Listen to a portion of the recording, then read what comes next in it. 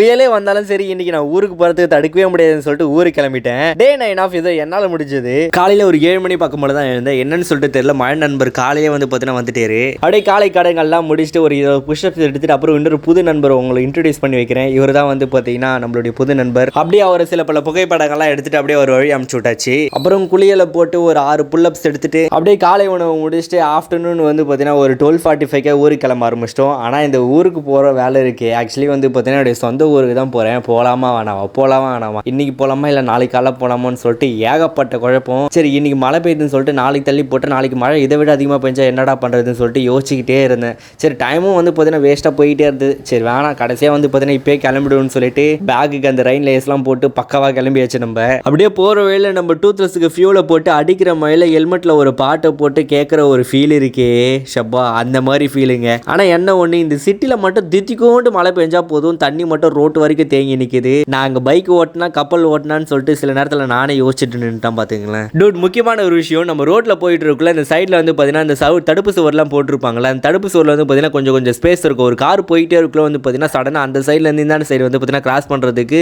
கண்ணுக்குட்டி சடனாக ஓடுறதுனால வந்து பார்த்தீங்கன்னா பிளைண்ட் ஸ்பாட் ஆனதுனால அந்த கண்ணுக்குட்டி கீழே விழுந்து அந்த காரில் பட்டு கீழே விழுந்துட்டு அடுத்த செகண்டே வந்து பார்த்தீங்கன்னா கண்ணுக்குட்டி எழுந்து போயிருச்சுங்க. அது எப்படிதான் சொல்லிட்டு தெரியல, அதுக்கு எந்த ஒரு அடியும் பட்டிருக்குமா இல்லைன்னு சொல்லிட்டு கூட தெரில. ஆனால் அந்த மாடு பாவங்க எந்த ஒரு ரியாக்ஷனும் இல்லாமல் டப்புன்னு ஊழ்ந்த செகண்டில் அடுத்த செகண்டே எழுந்துட்டு குடுகுன்னு ஓட ஆரம்பிச்சிருச்சு. ஆனால் என்ன அந்த காருக்கார தான் கொஞ்சம் தூரம் தள்ளி போயிட்டு காருக்கு எதனா ஆச்சான்னு சொல்லிட்டு பார்த்தாரு. பட் ஆனால் அந்த கண்ணுக்குட்டிக்கு என்ன ஆச்சுன்னு சொல்லிட்டு தான் தெரில. டூட் அவ்வளோதான், ஒரு 2:30 மணி பக்கம் போல் நம்ம வீட்டுக்கு வந்தாச்சு. இதோட ஒரு 3 நாளைக்கு தம்பி அப்ஸ்காண்ட் ஆகிடுவோம் போல. அதனால 3 நாளுக்கு அப்புறம் உங்களை சந்திக்கிறேன். பாய்.